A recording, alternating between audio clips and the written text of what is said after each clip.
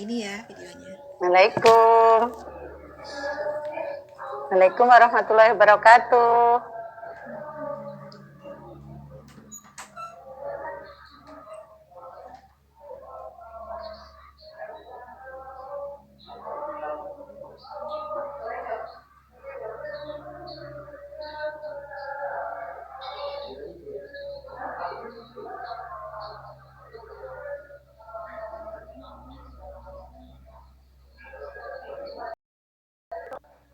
Assalamualaikum warahmatullahi wabarakatuh. Selamat malam. Ini sudah mulai ada nih Mbak Lili Arliza. Sudah ada nih bergabung dengan saya Bu Lili Arliza. Halo. Halo.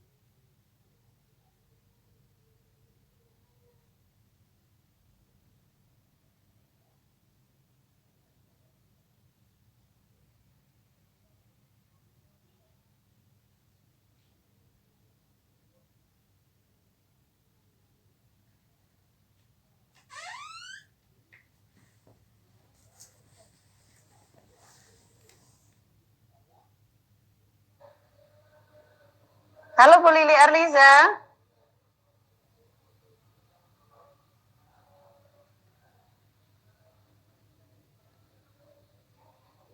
Halo, Assalamualaikum warahmatullahi wabarakatuh. Bu Lili Arliza, halo.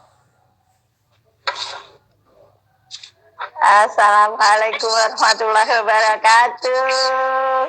Bu Lili Arliza. Apa kabar Bunda? Alhamdulillah sehat. Bu Lili gimana? Mbak Lili, saya panggil Mbak aja ya. Masih sangat muda. Jauh dibandingkan saya ini ya. Masih 30-an kan? Oh, atau udah belum? 40 Bunda. Udah 40. Oke, ini sambil kita nunggu teman-teman nanti yang bergabung. Kalau misalnya mau nanya, boleh kita tampilkan video mereka. Jadi, cerita dulu sekilas ya Mbak Lili ya. Jadi, saya sebenarnya sudah sangat lama ingin ngajak teman-teman novelis itu untuk untuk bedah novelnya begitu ya. Karena memang faktanya ketika novel ini kurang gaungnya, kurang dibedah gitu ya, nggak ada yang kenal, ya penjualannya akan seret sebagus apapun novelnya. Ini contoh perbandingan novel saya sendiri ya, yang 1000 Musim Merinduimu itu kan saya cukup kuat mengawalnya karena waktu itu masih pandeminya belum kepanjangan seperti ini. Jadi itu lumayan penjualannya bagus sekali, tinggal sedikit ya dari cetakan 1000 itu tinggal sedikit. Tapi yang hati yang tak pernah terbagi itu sebenarnya secara penulisan jauh lebih bagus, ketebalannya juga jauh lebih banyak.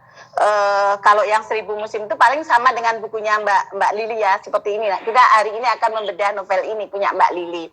Nah, berangkat dari situ, jadi saya tuh mikir Mbak Lili, ada pertanggungjawaban moral yang kadang itu bikin nyesek gitu. Novel teman-teman itu bagus, tapi nasibnya kok nggak bagus. Nah, ini salah satunya ya, itu mungkin karena memang pemasarannya kurang bagus. Ini Bu Lili kalau ada temen yang bisa nge-share, karena saya ini ada temennya minta dibantu ya untuk nge-share di Facebook ya, bahwa kita sekarang lagi live ya. Nah, saya menemukan banyak novel teman-teman yang bagus. Salah satunya itu adalah novel Mbak Lili ini ya. Jadi teman-teman saya cerita dulu ya. Cerita dulu, Mbak Lili ini jebolan kelas novel media guru angkatan ke-2 ya? Angkatan pertama. Dan novel ini juga yang memperkenalkan saya dengan Mbak Lili Arliza. Tulisannya tuh bagus. Kalau sekarang itu lagi booming ya, lagi yang keren itu drama Indonesia gitu ya, serial, tapi berasa drakor itu kan layangan putus ya. Layangan putus ya. Mbak Lili Arliza nonton nggak? Enggak, Bunda. Wah, harus nonton. Tapi sudah pernah baca di komunitas, ya, di komunitas ya, menulis sudah. Nah, kita lihat tuh. Iya, maksud saya itu kita nasibnya itu kita akan melihat perbandingannya begitu. Ada satu hal yang bisa kita telusuri. Memang waktu kalau seperti punya saya novel yang 1000 Musim Merindumu itu, Mbak ya, saya menuliskan banyak penggalanya ada di blog saya. Tapi untuk yang Hati yang Tak Pernah Terbagi itu hanya di awal-awal saja. Bocoran ceritanya yang seru-seru itu nggak banyak saya tampilkan. Saya nanti berusaha akan mencoba lagi karena kesibukan saya di tugas kantor sama kuliah lagi gitu ya. Saya nyaris kurang waktu untuk mengopeni itu apa ya, merawat blog atau menulis di Facebook atau di Instagram gitu. Jadi kayak gini ya, penulis indie itu Mbak, dia tuh berjuang sendiri. Dia harus berjuang dengan dirinya sendiri. Kalau dia bergerak banyak, berani eksis, menjelaskan ceritanya, insya Allah ya bukunya dikenal. Dan itu akan laku. Kalau enggak ya wassalam gitu. Nah, jadi kita sebenarnya memang harus bercipta. Begitu ya Mbak Lili ya? Jadi memang itu salah satu ininya ya, kekurangan kalau ini. Tapi kalau kita udah punya nama gitu, buku kita juga akan laris manis gitu ya. Meskipun kalau kita tetap kurang marketingnya, tetap kurang aja penjualannya. Nah, karena itulah saya memulainya. Ini kan akhir tahun, pekerjaan di kantor lagi nggak banyak, kuliah juga lagi off, sudah selesai, nunggu nanti bulan Februari ya, minggu akhir Januari. Jadi saya ingin menggunakan waktu yang kosong ini untuk mengajak teman-teman, ayo kita bedah naskah kita. Nah, kenapa dia harus di saya? Karena insya Allah follower saya kan banyak nih Mbak. Jadi nanti teman-teman novelis lainnya ngumpul di sini, berikutnya nanti nggak tahu karya siapa. Ya mungkin karena ini pertemuan bedah buku yang kedua. Kemarin juga yang nonton hanya 4 orang ya live. Kalau ini sudah 6 orang dengan kita ya. 6 orang dengan Mbak Lili ya. Nah, jadi kita mulai dulu nih cerita dari Sesal nih ya. Mbak Lili boleh cerita versi Mbak Lili, ceritanya singkat tapi jangan dibocorin solusinya ya. Nanti giliran saya yang akan membedahnya. Tapi Mbak Lili cerita singkat dulu nih cerita novel ini. Ya, jadi awalnya Bunda, ide cerita ini berangkat dari saya terinspirasi dengan kisah seorang sahabat. Nah, beliau itu keluarga berada. Nah, kehidupannya bahagia, tapi suatu saat mengalami guncangan. Nah, jadi tetapi setelah ada prahara dalam rumah tangganya itu, beliau yang perempuan ini tidak melakukan sesuatu untuk membalas suaminya. Dia bahkan memaafkan gitu Bunda. Nah, dia memaafkan. Jadi waktu sempat juga saya bicara, dia mengatakan dia tidak akan berusaha untuk membalas suaminya, tidak akan mencoba menghancurkan karir suaminya, mungkin dengan melapor kepada atasan, seperti itu mungkin Bunda ya. Saat saya tanya kenapa, beliau menjelaskan bahwa kebaikan yang sudah dilakukan suaminya selama belasan tahun mereka menikah itu lebih banyak dari luka yang ditorehkannya. Dan itu sangat menarik untuk saya, sehingga terinspirasi untuk menuangkannya dalam bentuk tulisan. Nah, awalnya tulisan ini, novel sesal ini saya tulis dalam bentuk cerbung, Bunda. Cerbung itu di tahun 2019 saya tulis di komunitas terbesar itu, komunitas menulis terbesar di Facebook ya, KBM namanya, komunitas bisa menulis. Ya, pendirinya Pak Isa Alamsyah dan Bunda Asmanadia ya. Iya, saya tahu. Nah, di sana cerbung ini mendapat atensi dan apresiasi yang cukup besar, sehingga waktu saya memposting setiap hari itu hampir 1 bulanan itu sampai ending, jadi readernya itu minta dinovelkan. Nah, mereka minta dinovelkan, akhirnya saya berpikir, oh mungkin banyak hikmah yang ada di novel ini, di cerbung itu ya Bunda. Dan saya juga banyak mendapat inbox dari reader, dari pembaca, dan salah satunya ada seorang mbak itu, dia curhat. Ada saya posting di Facebook itu ya, itu sangat terharu saya dengan curhatan beliau. Jadi endingnya setelah dia membaca Cerbung Sesal itu, dia mengalami kejadian seperti yang Raisa alami. 10 tahun pernikahannya itu hanya 2 tahun dia bahagia. Jadi 8 tahun itu dia mengalami masa yang sulit karena suaminya ya inilah Bunda tergoda tergoda yang lain gitu ya. Ya, sehingga dia begitu sakit hati. Bertahan itu hanya demi anak. Jadi hubungan itu hambar. Tapi setelah membaca Cerbung Raisa ini, dia luluh dan belajar untuk menerima suaminya sepenuh hati. Dan alhamdulillah sekarang sudah bahagia karena saya juga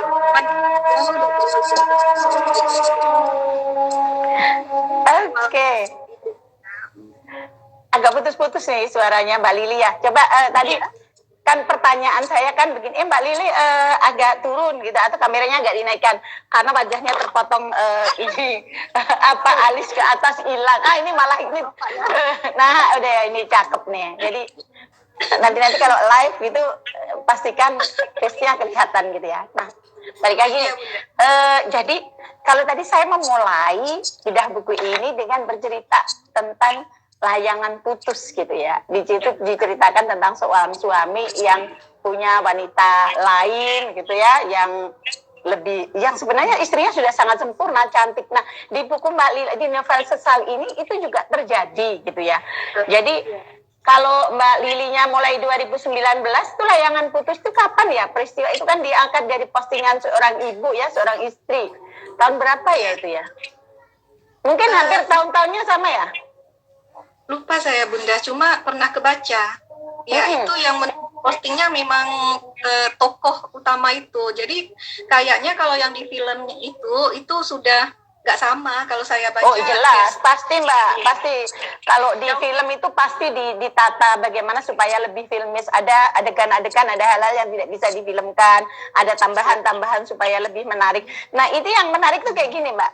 Jadi ceritanya di novel Mbak Lili ini yang Sesal itu suaminya ini pasangan suami istri yang sesungguhnya sudah bahagia, sempurna gitu ya orang melihatnya, laki-lakinya karirnya mapan, istrinya juga, keluarga dari orang tuanya juga baik. Lalu hadir perempuan lain. Nah, perempuan lain ini bukan laki-lakinya yang tergoda duluan, ini laki-lakinya sosok yang baik Bapak Ibu ya. Teman-teman ya, laki-lakinya itu sang suami ini sosok suami yang baik. Tapi itu ya balik lagi namanya kucing gitu ya, kalau dikasih terus sama ikan ya kena juga gitu ya. Nah, Bapak Ibu ini pelajaran yang sangat berharga bagaimana nanti seorang istri harus bertahan, apakah bertahan atau memaafkan atau lepas itu bisa dibaca di novel ini. Dan ini yang perlu dipelajari adalah bahwa di sini ada faktor X yang membuat seorang laki-laki itu tidak berdaya menghadapi godaan. Nah, ini agak berbeda dengan novel saya yang 1000 Musim, perempuan keduanya memang tidak posisi merebut ya. Kalau di Mbak Lili ini posisi perempuannya itu merebut. Bagaimana triknya perempuan merebut itu begitu kuat ya sama Mbak Lili diceritakan setiap karakternya gitu. Ini kelebihan Mbak Lili ini menurut saya ada di karakter Mbak Lili. Jadi Mbak Lili itu menggunakan model-model novel baru, pakai POV tokoh utama itu ya. Dulu saya mengenal POV tokoh utama itu ada di novel-novel remaja, novel-novel anak-anak muda gitu ya. Kalau yang novel dewasa saya jarang menemukan. Tapi di Mbak Lili ini diungkap ya Mbak Lili ya. Ini misalnya nih Mbak Lili ya. Saya ini melihat bagaimana Mbak Lili begitu jago menggambarkan keculasan seorang perempuan kedua. Ini saya ambil contoh ya. Iya, iya. Bagaimana menggambarkan perwatakan tokoh itu tidak hanya dari fisik. Jadi fisik bisa ada. Ini teman-teman penulis pemula Mbak, novelis pemula rata-rata itu gagal di penokohan. Penokohannya itu lebih ke gambar langsung, misalnya wajah yang tampan, fisik yang kayak gimana gitu, baik hati, ramah, sopan, langsung gitu ya, tidak dianalisis, jadi langsung dideskripsikan dengan kata sifat. Tapi Mbak Lili jago banget nih. Saya ambilkan contoh ya. Ini POV-nya Fania, perempuan keduanya. Siap-siap ya Mbak Lili ya. Demi Tuhan. Ini POV Fania, yang ngomong ini Fania. Demi Tuhan, aku jatuh cinta padanya sejak pandangan pertama. Melihat wajahnya yang tampan, tubuhnya yang tingginya sekitar 185 cm itu sungguh tampak tegap dan perkasa. Hatiku luluh lantak melihat kemesraannya bersama perempuan PNS itu. Setiap kali dia datang menjenguk ibunya, aku tak pernah berhenti mengintip dari jendela kamarku. Melihatnya turun dari mobil saja, hatiku senang bukan kepalang. Rinduku seakan terobati. Tiap malam aku memimpikannya, menghayal dalam pelukannya. Wow, ini ada kelebihannya ini nanti. Jadi Mbak Lili ini, meskipun di situ saya ingat bahwa saya sebagai trainernya berperan ya. Mbak Lili udah jago di tulisan-tulisan berikutnya. Saya lihat adegan-adegan yang agak-agak nyerempet. Itu mainnya udah cantik, gak vulgar. Nanti kita malu ya pakai jilbab, udah ibu-ibu terus nulisnya agak porno gitu. Tidak bagus. Saya lanjutkan ya. Panggil aku Fania jika tak bisa jangan panggil aku Fania jika kau tak bisa kutaklukkan. Tahukah kau Mas, saat kau menggedor pintu kamar mandi, jantungku berdetak kencang. Kencang sekali Mas. Sebenarnya aku ingin kau, tapi aku tidak mungkin segegabah itu. Saat menatapmu, aku tahu kau tergoda. Tapi kau melawan rasa di dadamu. Tunggu saja ya Mas, aku menabuh genderang. Tolong bantu aku dengan tangan kekarmu agar genderangku semakin kencang berbunyi. Dan tahukah kau Mas, ban motor itu sengaja aku bocorkan. Aku sudah bisa membaca jalan pikiran ibumu. Ibumu wanita yang berhati lembut Mas. Dia mudah terbawa arus, polos. Aku ingin merasakan berdua denganmu di dalam mobil dan aku merasa sangat bahagia saat istrimu yang sok hebat itu memergoki kita. Aku tahu malam itu kalian pasti bertengkar. Tapi aku belum puas, Mas. Aku masih berusaha bermain cantik untuk mendapatkanmu. Aku rela walau jadi yang kedua. Ini culas banget ini tokoh Fania ini. Ya, orang udah baca suara hatinya itu culas banget. Nah, untuk bisa menulis seperti ini gitu ya. Saya nggak tahu gimana cara Mbak Lili Arliza. Apakah ada kenangan, kenalan, atau tahu cerita ada perempuan yang merebut suami orang. Seculas ini perasaannya bisa digambarkan gitu, Mbak. Itu kayaknya idenya mengalir begitu saja, Bunda. Jadi saat menulis itu terbayang seperti itu aja. Jadi langsung aja tertulis. Ya begitu aja, mengalir begitu aja gitu. Dan pada saat saya share pas bagian ini itu saya mendapat tantangan yang sangat besar dari komentatornya ya, dari para reader, dan itu kata-katanya luar biasa, memaki-maki dan segala macam kan Bunda. Iya, tetapi makiannya dalam bahasa, disajikan dalam bahasa yang bagus, gaya bahasa yang bagus. Jadi yang muncul itu rasa sakit banget. Jadi yang namanya marah, cemburu, ancaman itu nggak perlu diucapkan dengan awas ya, dengan kata-kata yang vulgar dan kasar nggak perlu. Ini coba kita lihat bandingannya ya. Kalau tadi adalah suara hati perempuan kedua perebut suaminya, kita bandingkan dengan suara hati wanita istri pertamanya. Sang istri ini jadi dia ketika itu digambarkan bagaimana dia menyajikan makanan untuk suaminya. dia menggambarkan rasa amarah, cemburu, sakit hatinya begini. Mas mau makan sekarang, tanyaku tanpa melihatnya. Namanya juga lagi marah ya. Aku tak sanggup menatap rupa makhlukmu yang sempurna ini, Tuhanku. Dia sengaja memancing gejolak hati ini dengan penampilannya. Tubuhnya yang maco, lengan yang berotot kuat. Hanya perempuan yang teguh iman yang tidak tergoda dengan makhlukmu ini, Tuhanku. Nah ini menggambarkan bagaimana dalam tanda kutip seksinya sang suami, mempesona dengan sang suami. Dia ucapkan dengan, lihat Mbak Lili tulis begini, hanya perempuan yang teguh imannya yang tidak tergoda dengan makhlukmu ini, Tuhanku. Nah ini cara penggambaran watak tokoh yang baik gitu. Lalu namun sayang kebaikannya selalu dimanfaatkan oleh orang-orang berhati iblis seperti Fania. Lalu di sini ada gambaran tentang gambaran fisik dadanya si laki-laki. Di sanalah dulunya aku selalu bersandar itu. Tapi dia bagikan sandaranku pada perempuan lain. Aku memejamkan mata, menarik napas dan membuangnya perlahan. Rasa jijik kembali menyeruak. Jadi jadi muak jijik baik terhadap suaminya maupun terhadap Fania. Ini saya rasa Mbak Lili Arliza ini pasti banyak sekali membaca novel-novel romantis seperti saya. Betulkah Mbak? Kalau novel romantis ada, malah saya sukanya membaca di online aja Bunda. Kalau novel saya hampir nggak punya malah. Iya, tapi novel, kan di online kan juga novel yang dibaca. Ya, begitu. Ya, memang kalau dalam cerita ini penggambarannya itu tokoh itu memang saya buat sosoknya itu sempurna gitu. Nah, jadi kalau untuk sosok secara fisik dia itu memang nyaris sempurna. Pun cara dia bergaul memang menarik begitu. Dan si Raisani ini juga memang perempuan yang sempurna juga gitu kan. Cuma dia masih bisa bertahan kalau ada godaan-godaan luar. Si Adi ini yang terjebak kan karena kecelakaan Fania tadi. Ya mungkin karena membaca yang ini aja online. Kalau versi Mbak Lili seperti umumnya ya, bahwa perempuan kedua itu selalu yang culas, selalu yang rebut gitu ya. Sudut pandangnya kelihatan sekali. Perempuan pertamanya itu yang baik. Ini mirip-mirip dengan Layangan Putus gitu. Jadi perempuan pertamanya itu sempurna banget gitu ya. Kalau di saya yang 1000 Musim Merinduimu itu justru perempuan keduanya yang baik gitu. Yang pertama digambarkannya memang layak bahwa dia akan ditinggal suaminya. Nah ini ada sudut pandang yang kemudian akan membuat novel kita menjadi menarik gitu.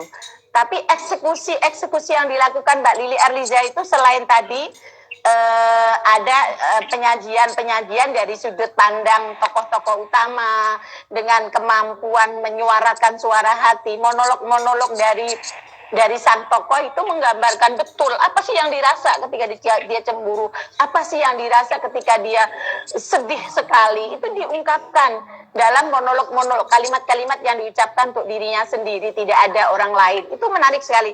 Adalah hal ini Mbak Lili Arliza, saya suka sekali. Sejak awal saya jatuh cinta sama naskah Mbak Lili gitu ya. Ada setiap awal bab itu selalu hampir semua ya, ada yang enggak sih.